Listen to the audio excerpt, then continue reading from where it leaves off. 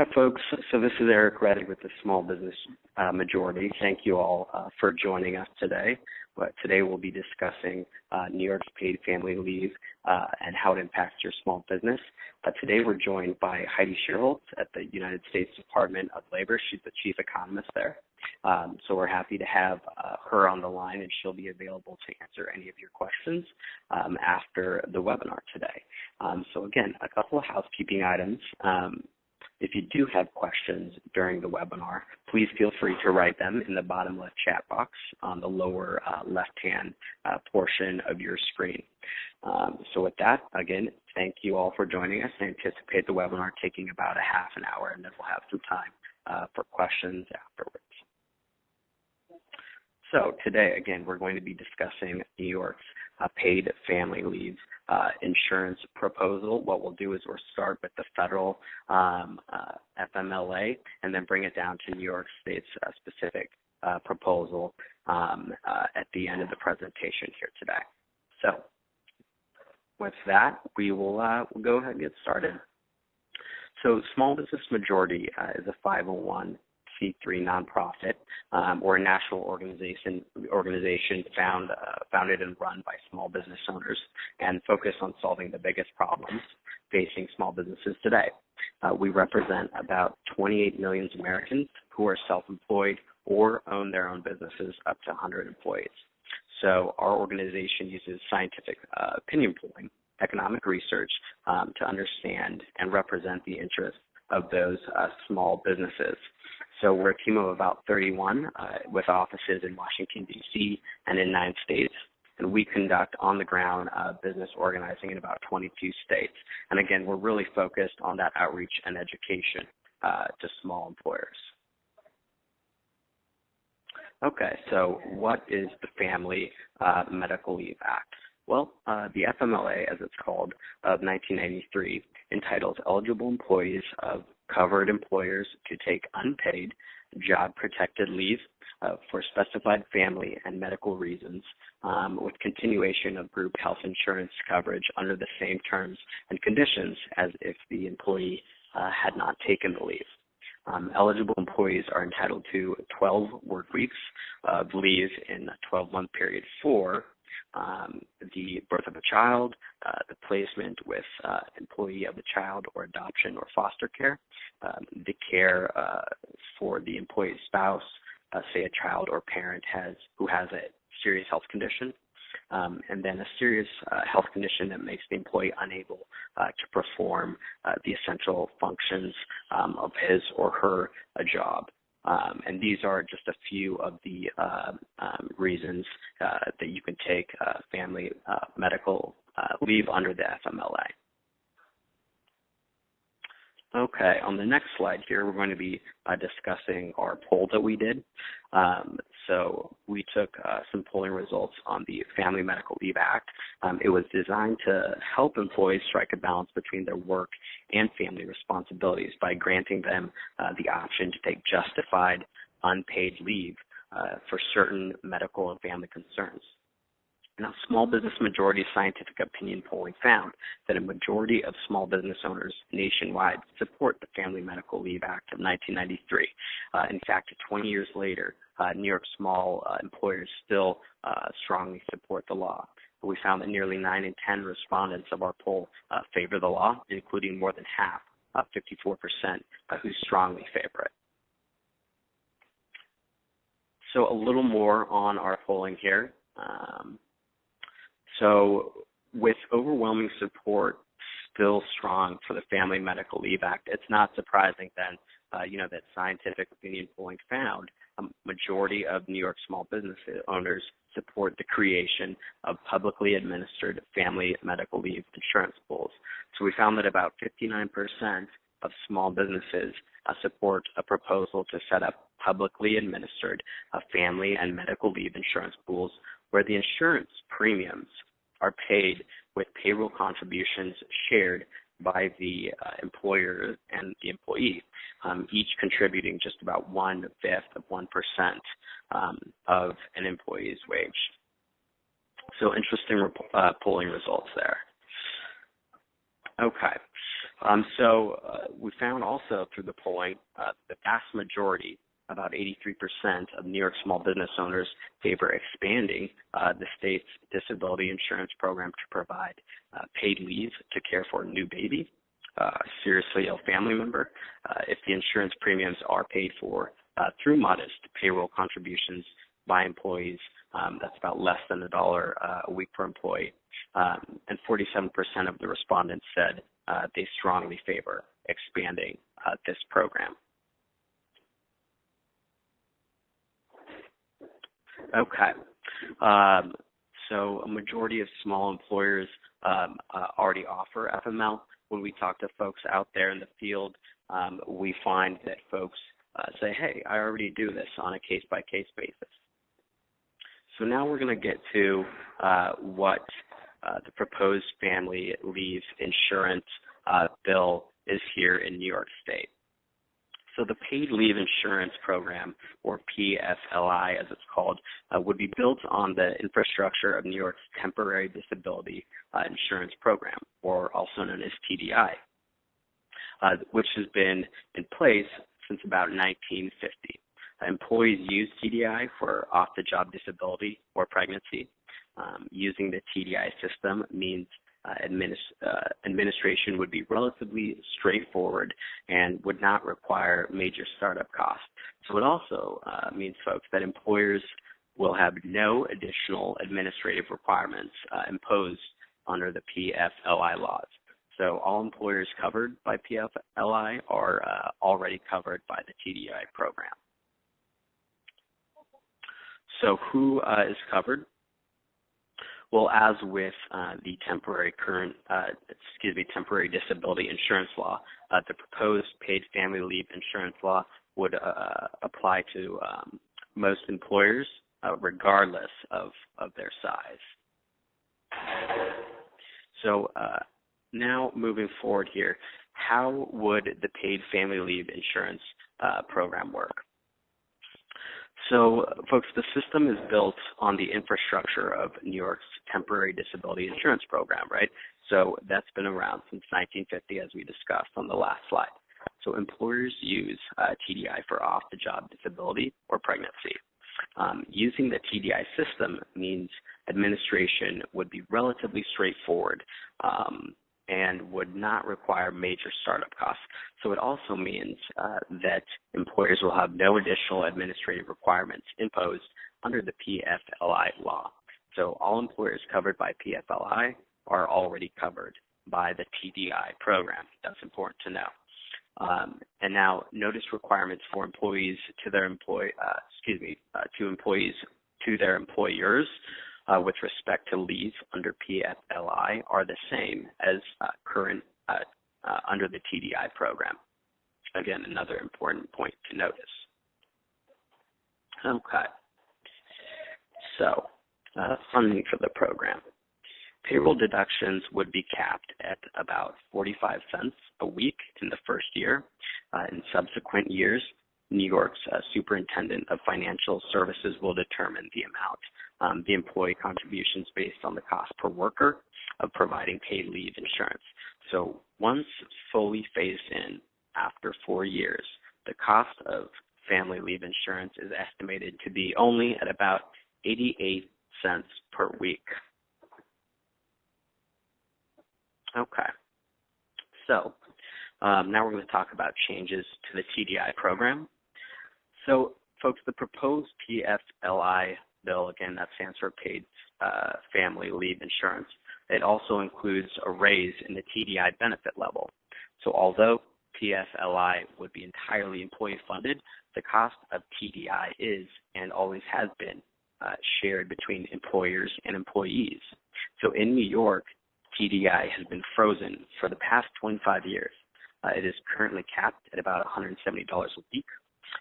So the bill here in New York addresses a long overdue need to raise TDI insurance to more closely approximate today's cost of living and the benefit levels of other states.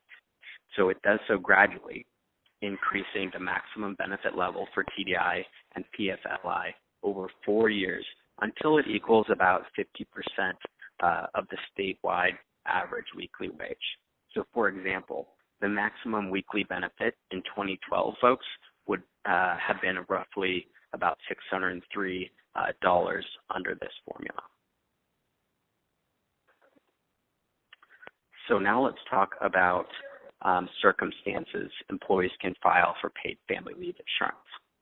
So paid family leave insurance would be enable workers to care for a seriously ill family member, bond with a new child, or to address certain issues related to family members' military service. So a family member constitutes children, grandchildren, spouses, domestic partners, parents. We also have parents or spouses of parents, siblings, and also grandparents, folks. So it covers a lot of folks under this definition. A parent can take leave also to bond with a newborn, a newly adopted child, or a foster child.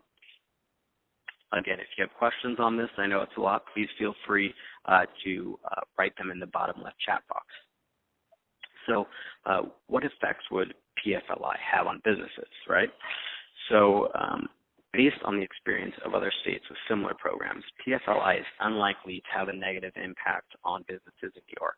So since the system is built on the infrastructure of the current TDI program, this means administration would be relatively straightforward and would not require major startup costs.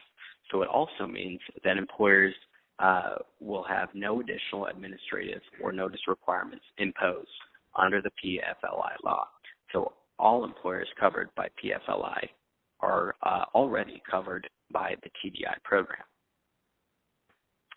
Okay. So moving on to the next slide here. What effect does this have on employees? Well, employees who need to take leave to care for a loved one or welcome a new child would be able to do so without having to worry about whether they will be able to pay their bills or keep their jobs. So there are numerous health benefits for mothers and children when longer maternity leaves are available. When fathers are able to take longer leaves, children experience improved developmental outcomes. The sick children recover more quickly, we find, when their parents are able to stay with them during treatment, right? So with the population of older Americans growing quickly, more and more workers would benefit from being able to care for a sick parent or other relative without fear of job or wage loss. So, and military families also will be able to address the needs that arise when their loved ones are called to duty without risking their economic security. Okay, so moving to my last slide here before Heidi takes over. Do other states have similar programs? So yes, California and New Jersey have similar family leave insurance programs. In addition, Rhode Island created a family leave insurance program that took effect in January of 2014. So California's paid family leave program has been in effect for a decade now. New Jersey's family leave insurance program has been in effect for 5 years, and both programs have been implemented successfully. So evidence suggests that neither California nor New Jersey's program has imposed a burden on businesses, and both have had significant benefits for employees. So moreover, many employees find that the program is actually good for their business, boosting employee loyalty and also lowering that employee turnover. So that's my portion of the presentation. What I'm going to do now, folks, is hand it over to Heidi Schierholz, the Chief Economist of the United States Department of Labor. Heidi, take it away. Thank you, Erik, and thank you, everyone. So let me just get going. With the rise in women's labor force participation, especially among mothers, there's increasing demand on both men and women to balance work and family responsibilities, but paid leave policies have been very slow to develop in the United States. There is a substantial fraction of American workers without access to paid leave. There are large disparities in access to paid leave. The U.S. lags all other advanced countries in providing paid family leave, which is an important reason why women's participation in the workforce has stalled in the United States and now lags many other developed nations. In this webinar, I'm going to walk through these things. briefly, and then I'm also going to show that many businesses would benefit from offering more workers paid family leave because it improves recruitment and retention and helps workers be more productive on the job. And then furthermore, our economy overall would benefit since making full use of American talent requires policies that let workers better balance their family lives. So this, labor force participation of women. Over the last few decades, the composition of the workforce and the composition of families have changed in important ways. About half of prime-age women, so when I say prime age, I mean workers aged 25 to 54, about half of prime-age women were in the workforce in 1970, but about 3/4 were in the workforce by the early 1990s. At the same time, the labor force participation rate for prime-age men dropped slightly, but not that much. It dropped from around 96% to 93%, so it remains very high. And as a result, the number of dual-earner couples increased dramatically over this period.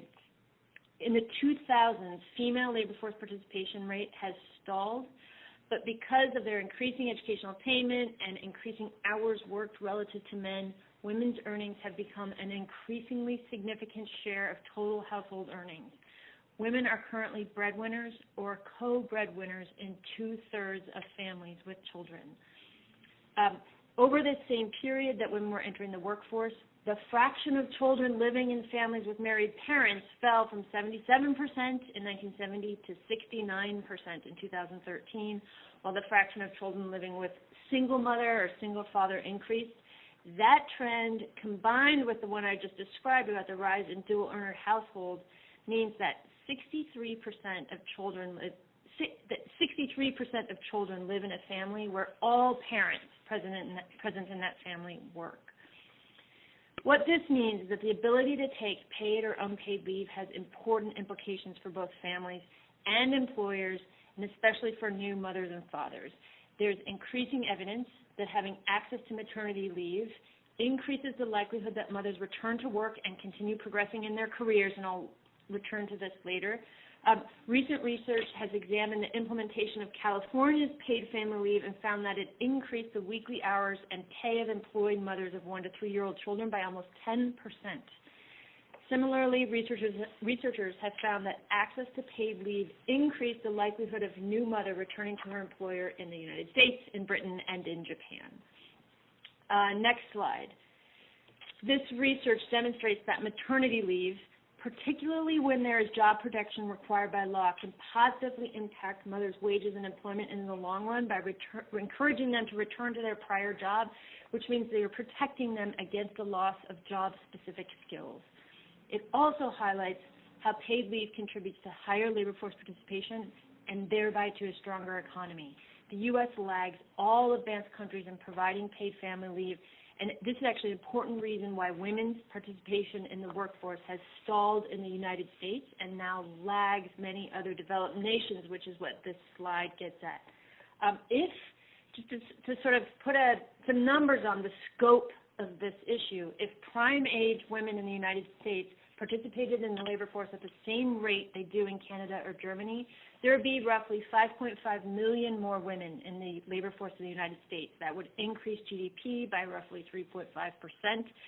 That translates into over $500 billion of additional economic activity. So that's $500 billion of economic activity annually that we are just foregoing, in large part because we don't have the labor market policies like paid leave, workplace flexibility, quality child care, and elder care that our peer countries have that boost labor force participation, productivity, work engagement, and better allocation of talent across the economy.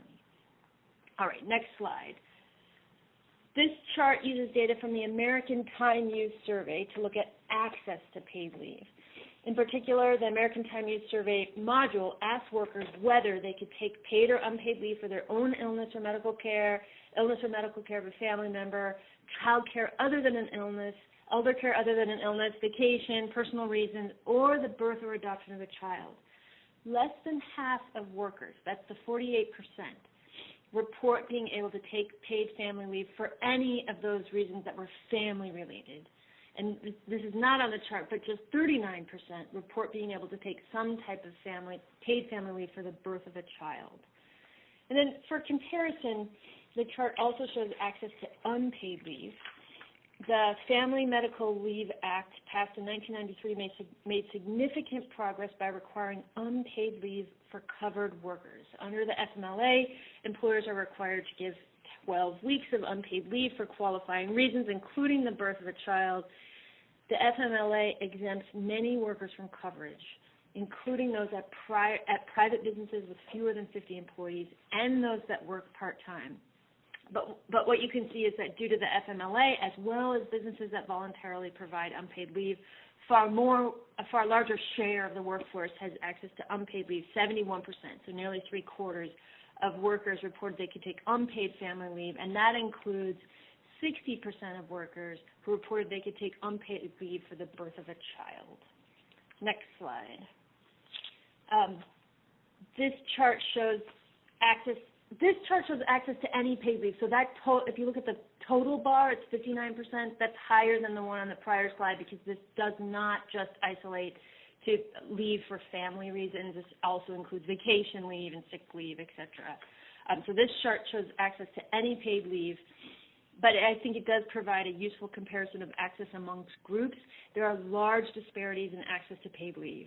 Access to paid leave is lower among women than men, and it's particularly low among Hispanics. Next slide. This shows a similar chart but by education, and what you see here is the higher the education level, the more likely to receive paid leave. But even for those with a college degree or more, less than three-quarters of workers have access to any paid leave. And then further, if you take into account this sort of quote-unquote benefits gap shown here and on the last slide, it's important to note that inequality in total compensation between more and less advantaged groups is even greater than inequality in income alone. Next slide. A key argument posed by skeptics of paid family leave policies is that such policies are costly and place an unfair burden on employers. So this chart shows some cost numbers, and again, this is really important to note. This is not the cost, just the cost of family leave. This includes any kind of paid leave, so including paid sick days, paid vacation days. So overall, the cost, this data is from a BLS survey on compensation costs. Overall, the cost was $1.86 per hour, but it varies somewhat depending on wage level. You can see that here. The costs are very different to provide paid leave for professional jobs than for service jobs, for example. One thing to keep in mind is that the birth of a child or a serious illness is not actually a frequent event. And evidence from the states that have paid leave policies in place, as well as evidence from other developed countries, shows that these policies do not cause undue interruptions in the workplace. In fact, there's a body of research that finds that these practices can benefit employers by improving their ability to recruit and retain talent, lowering costly worker turnover, and minimizing the loss of firm-specific skills, as well as boosting morale and worker productivity. And so I'm going to go over some of those now. Next slide. Paid leave can help businesses recruit talented workers who plan to stay with a firm after having children. In a survey of 200 human resource managers, 2/3 cited family supportive policies as the single most important factor in attracting and retaining employees. Paid leave has been shown to increase the probability that women continue in their job after having a child rather than quitting permanently, which saves employers the expense of recruiting and training additional employees. And these are not small expenses. The typical cost of replacing an employee is around 20% of that employee's annual salary, which is a substantial cost that can be reduced with family-friendly leave policies. Following implementation of state programs, most businesses reported no negative effect on profitability. A survey of 253 employers affected by California's paid family leave initiative found that the vast majority, over 90% of employers, reported no noticeable or a positive effect on profitability, turnover, and employee morale. Many companies, I think it's important to note, have known about these advantages for a long time. A 1998 survey of large and medium-sized firms found that almost half of surveyed firms reported a positive return on investment in their flexible work arrangements or caregiving leave policies, and 80% found that such found such policies to be at least cost neutral. 80% found them to be at least cost neutral. In a 2002 survey, researchers from the University of Cambridge determined that businesses with family-friendly policies, which includes either paid or unpaid leave for the purposes of this survey, were more likely to have above average labor productivity than those businesses without such policies. And in that same survey, 90% of respondents characterized their family-friendly policies as cost-effective. So I'm just going to close by saying all of these things that I just listed, for me, bring up a question. Why, if such practices are so beneficial to employers, have they not already been widely adopted? I think that's a question worth thinking about. And I think the answer is that businesses may be slow to adapt their business practices to changes in the workforce, even when modernizing their organizations would be profitable. Businesses may be reluctant to experiment with new initiatives. They may focus on short-run cost savings measures and sort of lack an understanding of the long-run benefits. And what that all means to me is that there's considerable scope for not just passing paid leave policies, but also, like this group does so well, spreading information about best management practices that both workers and businesses can benefit from. And with that, I will close. Great. Thanks, Heidi. Everyone, I just want to also let you know that we're always looking for businesses. So for all the folks on the call today, if you're a small business owner and you want to get involved in these issues, we want to know what you think. So please feel free to give Emma Hollister, who's on our team in DC, a call, shoot her an email, or on this next slide here, you can also contact me directly. Again, we'd love to hear what you think. So what we're going to do now, again, thank you so much to Heidi for jumping on the call today. We really appreciate having your knowledge and expertise here. Folks, a reminder, if you do have questions, please write them in the bottom left chat box in the bottom left part of your screen. And so Heidi and I will jump off really quick for a couple of minutes to collect these questions and then hop on to answer them. Again, we'll be back in a couple of minutes to answer your questions. Thanks again. It's Erik Rettig again with the Small Business Majority, joined by Heidi Schierholz at the United States Department of Labor. Thanks again to everyone who joined the call today, whether you're a small business owner or an advocate out there. We just had a couple questions. Please feel free to continue to ask them as we answer these two questions. So the first question was, am I covered as a small business with 20 employees? And I think that question could go a couple ways. So what I'll do is start local here in New York State and mention that the proposal we talked about in the presentation today has not taken into effect. It has not been passed into law yet. So under New York State, that you wouldn't, your employees would not qualify for paid leave. That's what that proposal is talking about. And then I'll let Heidi talk about the national level, what this person would be covered with. Right. Okay. So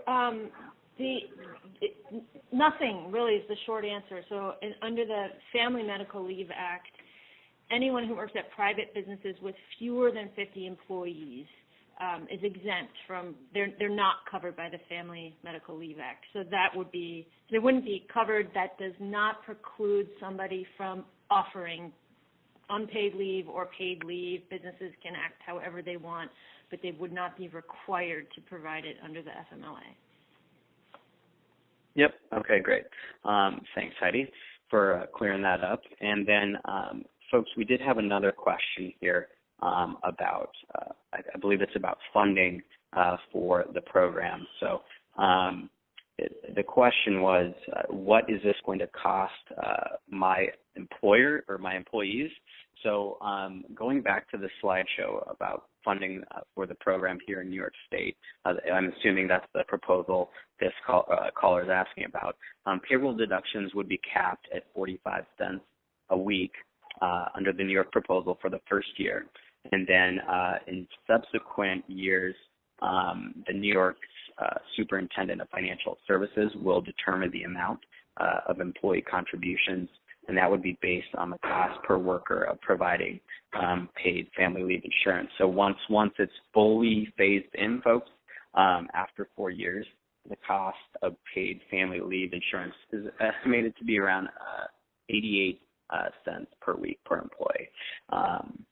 So I hope that answers those questions. And folks, if you do have any more, please feel free to email them to us, and we'll be happy to follow up with a prompt response. Again, thanks to everyone that joined the call today. That's all the questions we had. Again, thank you to our resident expert here, Heidi, at the United States Department of Labor. We really appreciate you hopping on the call today. And folks, again, if you have questions, please feel free to shoot us an email, and have a great rest of your day. Thanks.